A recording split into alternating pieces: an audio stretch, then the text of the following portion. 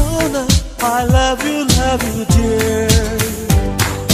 ಹುಣ್ಣಿಮೆಯ ಬಾಚಿಕೊಂಡ ಫ್ಲವರ, ಅವಳು ಮಿಂಚುಗಳ ಬಚ್ಚಿಕೊಂಡ ಪವರ, ಮಳ್ಳೆ ಬಿಲ್ಲ ಕುಟ್ಟುಕೊಂಡ ಕಲರ, ನಾನವಳ ಪ್ರೀತಿ ಮಾಡಿದಂತ ಕಥೆ ಸುಂದರ.